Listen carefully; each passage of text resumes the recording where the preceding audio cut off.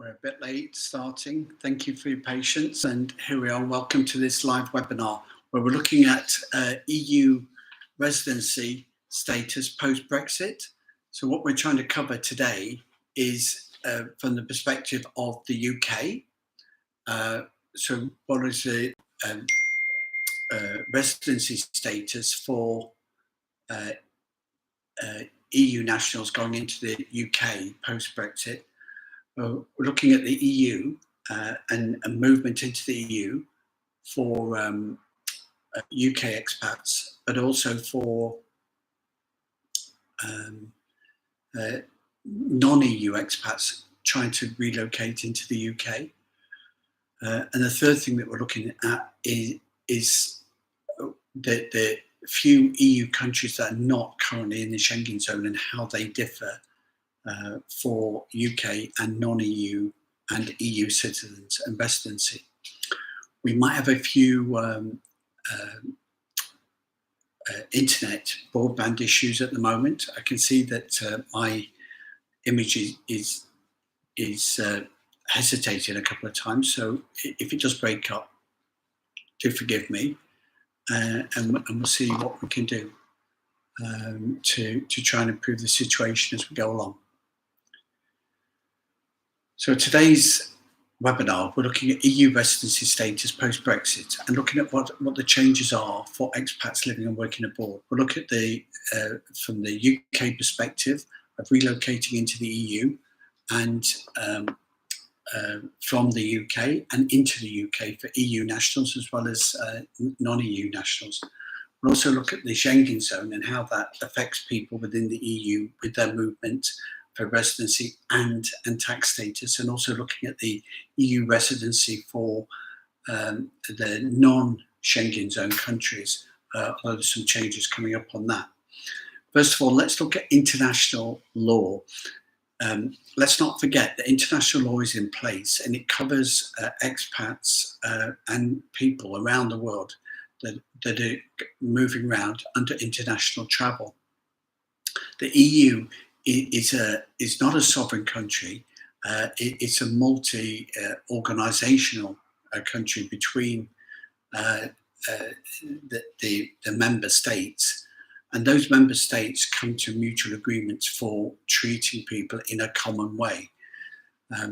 So when you've got a country like the UK has got 188 visa-free travel locations around the world where you don't need a visa to go and visit for a short-term trip.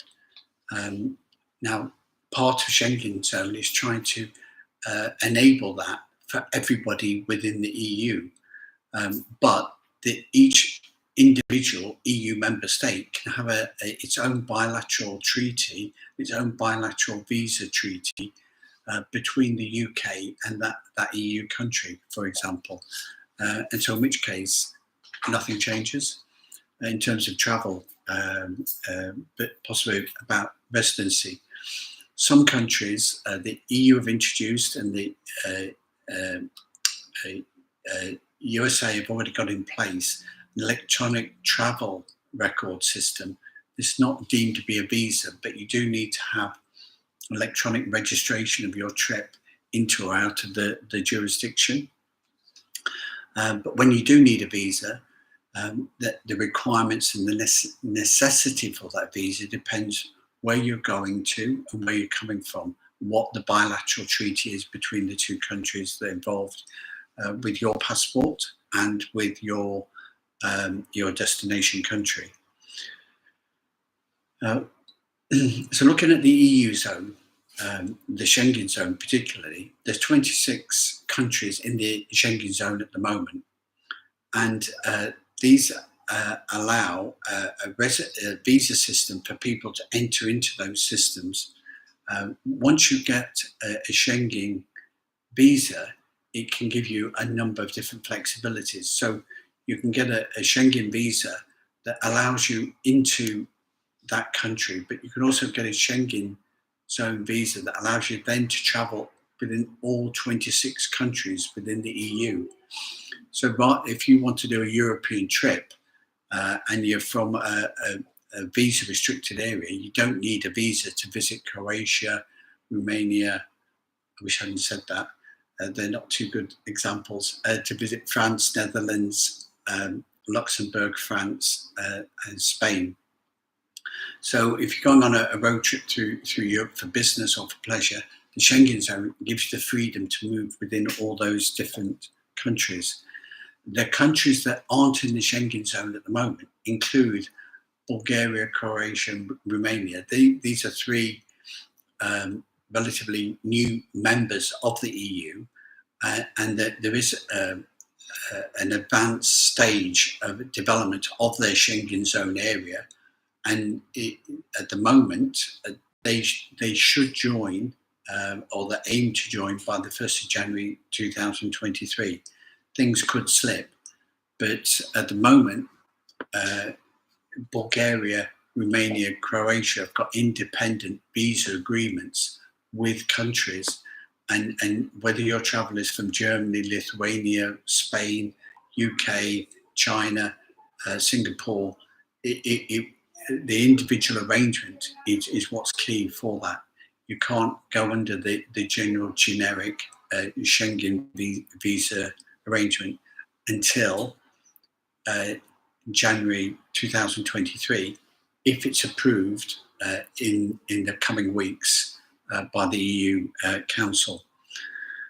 Ireland is not in the Schengen zone. Ireland has never joined the Schengen zone, and after Brexit remains outside the Schengen zone. So what does that mean? It means that for all EU travellers travelling to Ireland have to enter into Ireland using a passport.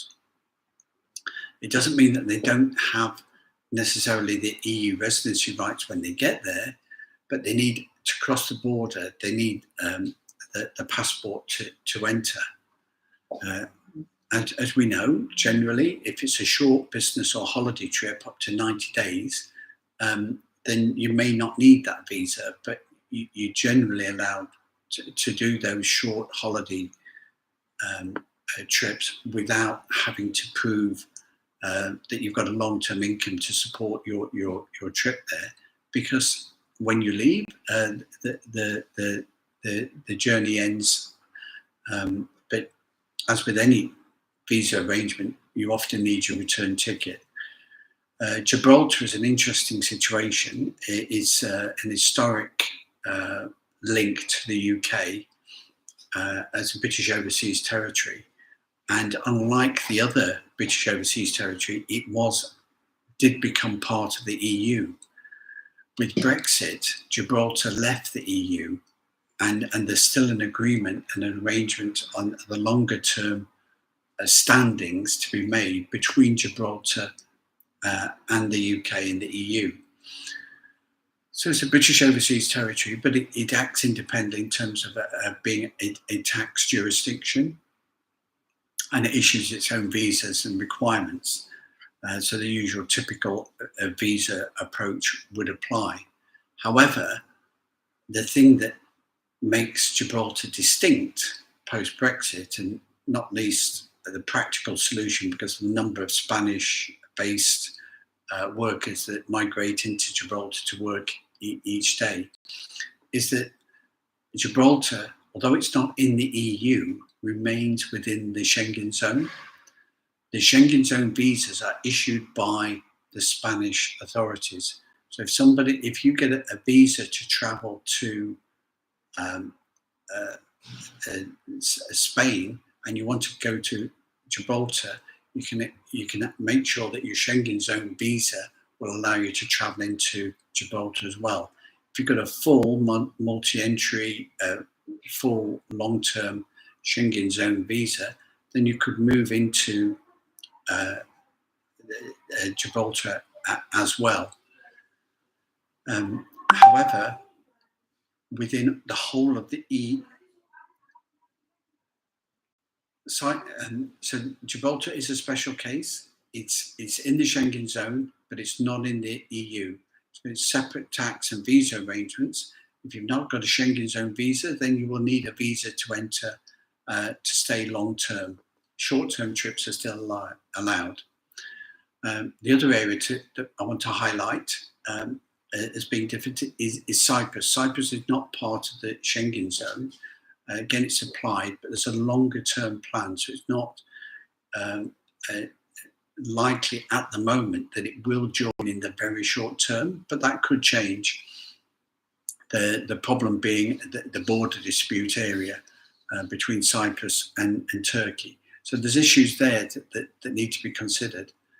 But Cyprus, along with Ireland, is not part of the Schengen zone at the moment.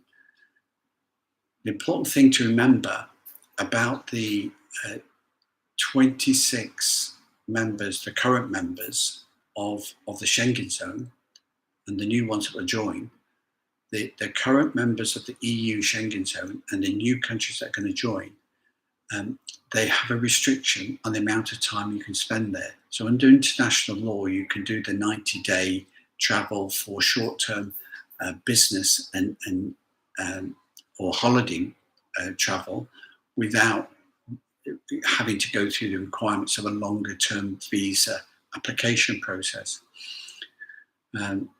But how does that play out in practice?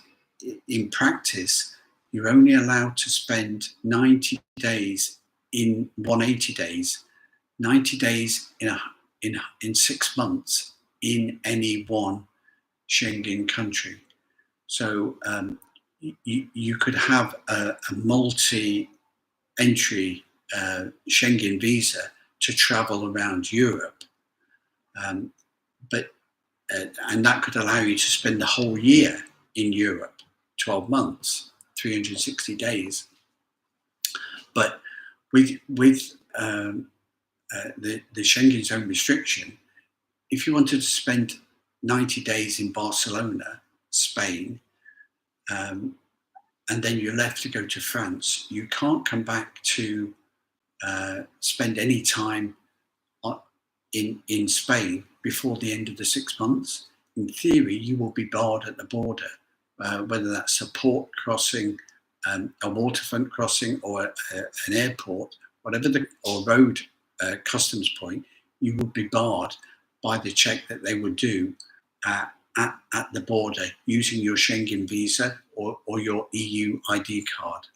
So within the EU, you don't have to show your passport at the border, and there may not be any border check as you go across. But technically, if there is, and certainly when you're coming from a non-Schengen zone area, you'll be barred if you spend more than try to spend more than 90 days in any 6 month period. And the reason for that is tax reasons, and to avoid that residency as becoming a tax residency, to avoid that short-term holiday business trip becoming a longer-term permanent residency. Now, outside the Schengen zone, when you look at Ireland, Cyprus, UK, you don't have that restriction at the moment. So you could go for a longer-term trip, up to 6 months, to be resident for whatever reason, without having to become tax resident. So you've still got that freedom of movement. So if you're in France and you've got visa-free movement into the UK, and you wanted to go to the UK for 6 months to work, study, visit friends, you could do that and leave without any particular requirement to get any detailed visa arrangement in place. It's just something to think about in terms of how the Schengen zone is applied. The Schengen zone has got a number of different levels of visa, A, B, C, D. The A and B are basically for airport travel and very short-term 5-day stay. But then you can get the Schengen zone C visas, which are for a single trip or two visits, or for multi-entry visits. You can't necessarily get a multi-entry visa first time you apply to come into Europe. you've got a single or a double Schengen visa, once you leave the EU Schengen zone, you've left and you need to apply for another visa. If you've got a multi-entry visa, you can go across border to a non-Schengen zone country or outside the EU and come back in without having to apply for new Schengen zone visa. So it's something to just bear in mind in terms of that. So if you're traveling from Spain to Gibraltar, absolutely fine, no problem. Gibraltar is in the Schengen zone, and so if your Schengen zone visa will take you in and out of Spain and Gibraltar as often as you like. But if you're an island, and Cyprus are islands, so they're harder for people to travel anyway. But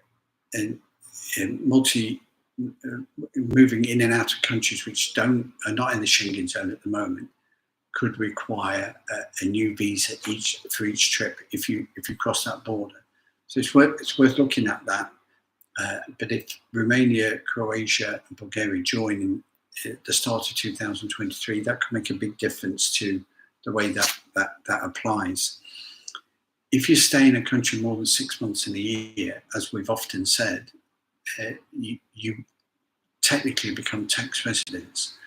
Now, that definition of tax resident depends upon other factors as well.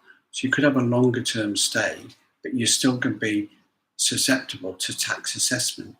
And the primary assessment may be elsewhere. You could end up with double taxation. So although you may be in a low tax destination, if it's not properly established as your permanent residency, then your home country could still get you for a higher rate of assessment on your worldwide income. So if you're working remotely or you're working on a travel and moving around basis, a nomad or a remote worker within the Schengen zone is limited to 3 months in any jurisdiction without becoming, before they have to move on. But even so, more than 6 months in a country will leave you liable to tax residents and that assessment there. The way for a remote worker or a nomad to do that is to manage their arrangement and have a zero tax environment by managing their arrangements and their tax residency in the appropriate way. For more information on that and guidance, look at our other videos and vlogs over the last 6 months on our YouTube channel about working remotely and about tax residence and about how to manage your tax to pay the most cost-effective rate for you. Looking at the UK then, if an EU expat wants to move to the UK post-Brexit, what are the rules? The EU expat can move into the UK for up to 6 months without restrictions, without the Schengen zone restrictions. Generally, it should be up to 9 months. But beyond that, then visas start to apply. If an EU expat wants to work in the UK, there's a point-based system that they need to apply for.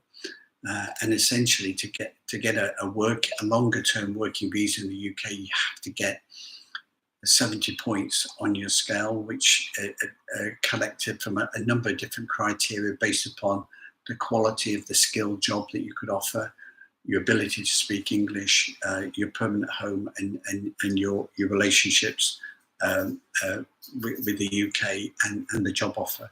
So the point-based system does work, and it allows different people for different trades, different industries to still come in and work for the UK.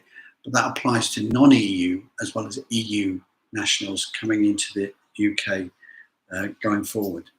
A longer-term UK visa is quite expensive. You're going to pay between £200 and £837 just in fees alone, never mind the administration of making that process work for you.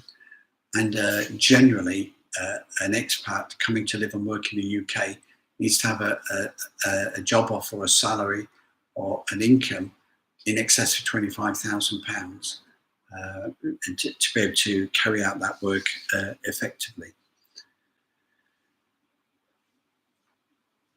So what we've done is what we've covered is what the rules are with post-Brexit in terms of the residency status of expats living and working abroad around the EU.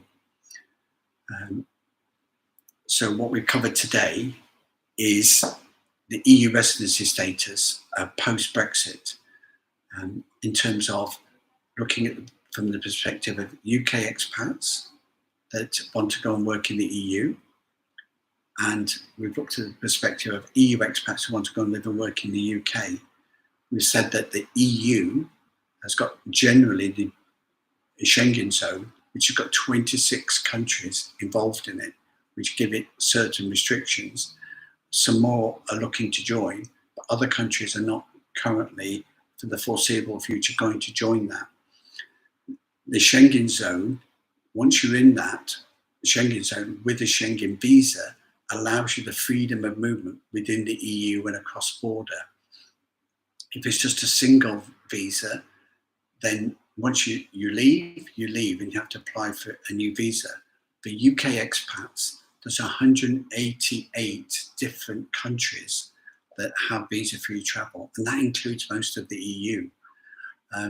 Some of the countries may have a visa on entry. For example, if you want to go travel to the Indonesia, you can get on your plane, board and travel to Indonesia, and you apply for your residency visa when you arrive, and Indonesia will allow you to stay for up to 180 days in the country to cover that. With the Schengen zone, you have this specific restriction, which if there is a border check, it will check whether you've spent more than 90 days in 180, whether you've spent more than 90 days in 6 months in a Schengen zone country. Now, within the Schengen zone, technically, there's no border checks, but there is an ID card system that could check you. But if they're not checking, then there is no actual physical proof of that unless it's done through electronic surveillance. But if you're entering through a water-based port or a land-based car checkpoint or an airport around the EU, that check will be applied and could prevent you from making that, spending more than 90 days in any Schengen zone country in 180. The reason being is to manage the process to look for habitual status and tax residency, and so that anybody that's a longer term resident can be tax resident in that country and pay the appropriate amount of taxes. Outside the EU, countries like outside the EU Schengen zone, countries like Ireland, Cyprus, Malta, and the UK, you can spend up to 6 months without becoming a tax resident.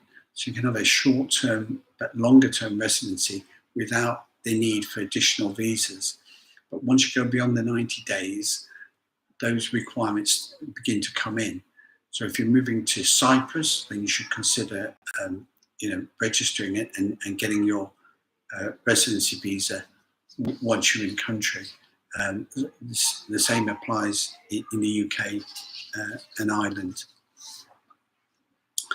So the last thing I want to cover is in more detail, is the specific requirements in Cyprus. Now, Cyprus is interesting because they've fully adopted the rules under Brexit to allow maximum flexibility for UK expats that want to live and work abroad in the EU and in Cyprus in particular. So with any EU country, that once you've stayed beyond the 90 days, if you want to stay longer in a Schengen zone, you need to start to apply for a residency permit And this MEU1 certificate is that first step on that. Once you have a residency permit as an EU citizen, generally they're open-ended. But if you're not don't stay in the country for long periods of time, they could be revoked. That just proves that you've got a residence and the means to support yourself in that EU country. So if you're working remotely in the EU, if you're working as a nomad within the EU, then you could have a residency permit for Portugal, which would then allow you to spend more than 90 days in 6 months under Schengen zone rules, because you got that residency permit. Having in mind that if you spend more than 6 months, more than 183 days in Portugal, they will deem you to be tax resident for that year. And ditto for any other country. If you spend more than 6 months in a country, you can be deemed to be resident for that tax year. So with Cyprus, the MEU1 certificate is issued, and then that's available and allows that flexibility of movement. Anybody from outside the EU can also still apply for a residency permit, and the requirements on that are slightly more rigorous. But Cyprus, as a sovereign country, is allowed to make its own immigration rules. Now, they are different to the UK, they're different to other countries. So in the UK, the skill-based assessment for overseas visas applies, and minimum incomes apply. In Cyprus, they have a different set of rules and criteria, which they set as a sovereign government. And all the other countries in the EU would have the same, and around the world. So to meet the criteria of a visa, depends upon the circumstance. You want to go and live and work in the Middle East, the cost of entry is much higher than in another jurisdiction. Now, in Cyprus, a typical individual or couple would need to show a euro income of 1,200 a month to get that residency visa, whether they're from the EU or from the non-EU. But the residency visa also requires you to have a permanent home in the country. So by default, you're establishing your permanent residency, that you've got sufficient income, and that will then make you a tax resident in that country. Now, Cyprus, that's good news in Cyprus, because non-dom expats don't pay a tax on dividend or interest. So savings income is not taxed in Cyprus, and therefore a non-dom expat registered in Cyprus as a resident living on investments could be paying a little or no tax legitimately on their worldwide income, wherever that income is arising from. That doesn't apply to income or capital gains that are fixed in another jurisdiction, but generally investments and dividends are payable in the country where you are tax resident. So if you're tax resident in Cyprus, whether as an EU or non-EU national, and you're a non-dom expat, then you're not going to pay any dividend tax, you're not going to pay any interest tax, or any capital gains tax on investments. So that can work great for a nomad worker. So if you're working remotely, you're working through your own personal service company, you're working as a contractor across border, and you're based in Cyprus, where you could have to spend as little as 60 days a year in Cyprus, then what opens up to you is a very broad option for you to be able to have Cyprus as a very low tax, zero tax base for your business and for your enterprise. If you don't want to be resident in Cyprus, there are actually some other ways that you could still have a tax base in Cyprus through a company or a trust. And if you to discuss either as an individual a company or a trust, a family trust, having a Cyprus tax base, contact us at proactpartnership.com. The third type of visa is the discretionary one. Under the Brexit agreement, each country, each jurisdiction was allowed the discretion to still award residency visas to UK expats if they could show that they got a connection and they were in the EU and in that EU country before Brexit officially took place at the end of 2020. So Brexit officially took place in December 2020. There was a 6-month grace period to get the paperwork finished up to June 21, but Brexit was 31st of December 2020. So that's when it all finished. If a UK expat can show that they've got a residence or association with Cyprus before that date, they can apply for a residency permit to live in Cyprus under EU rules as an EU resident. So that will apply for Cyprus, but that would just cover them under the pre-Brexit rules rather than post-Brexit rules. And that could have some very long-term benefits in terms of citizenship and permanent residency within the EU, if that was important to your family and your business long-term in retirement or for developing business or working across border. So the Cyprus have institutionalized this, and so any UK expat who has a home, even if it's been used as a holiday villa, holiday home, they could still potentially show their association pre-2020 to enable them to get an EU residency permit in Cyprus and to be able to live and work here long-term without onerous high levels of income variation. So,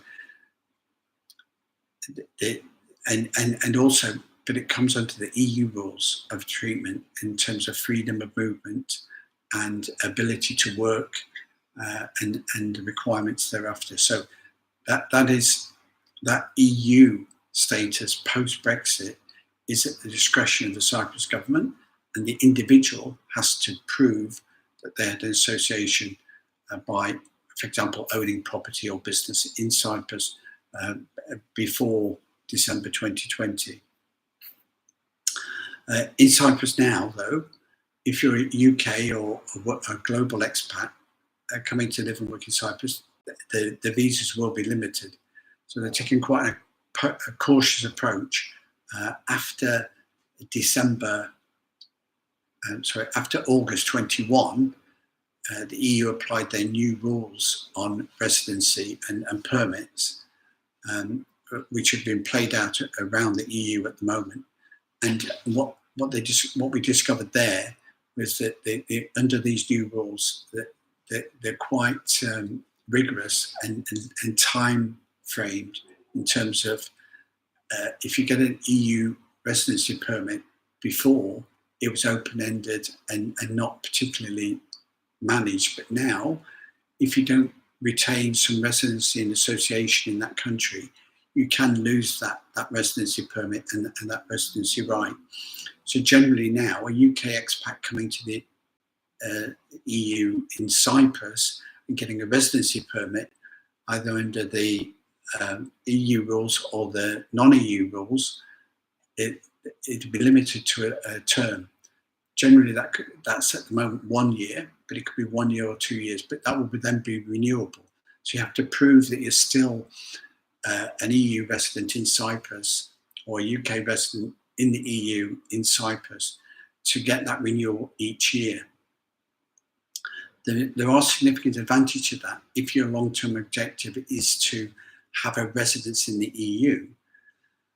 While it's only a temporary 1 year residence, if you have lived and worked under EU rules for 5 years in Cyprus, you can then apply for permanent residency. Now, permanent residency is a set of rules. Again, it's covered under international law, but the 5-year permanent residency in Cyprus, it's not citizenship, but it gives you the right to live and freely move in and out of the country as often as you like, generally without restriction.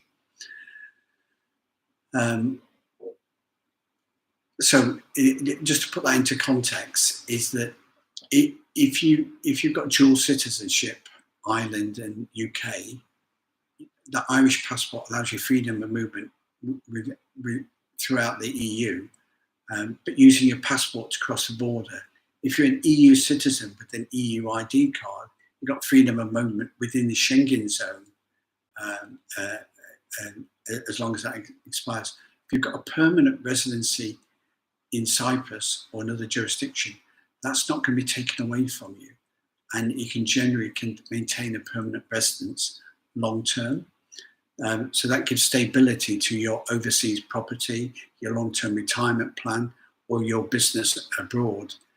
And one of the other big attractions as a permanent resident in Cyprus is that it offers healthcare. So in Cyprus, the healthcare system works that if you're working in Cyprus, you can then get, and you're paying social insurance, after 3 months you can get healthcare under the state health system. If you're a state retirement age from the EU or the UK, under reciprocal health service agreements between that existed before the EU between Cyprus and the UK, you can get long-term healthcare if you've got a state pension from the UK and you come and live and work in or retire in Cyprus. But the third way is to be a permanent resident. So if you've if you've been an expat working around the world, and your business base is Cyprus, then after 5 years you will acquire an EU state healthcare entitlement with the EHIC health service travel card to cover you emergency and accident cover throughout the EU. So as a base, a long-term base for a business, for an expat, Cyprus has that attraction for the long-term healthcare for the family and business as well. And that's through a permanent residency. Many countries have longer timescales to get passports. It's at least 7 years in Cyprus. It could take 2 to 3 years to process. Maybe some countries you have to wait 10 years. Some countries don't allow dual citizenship. Other countries do. But permanent residency, it gives you, in an EU country, gives you that stability to enjoy that freedom of movement and residence within the EU in the short term.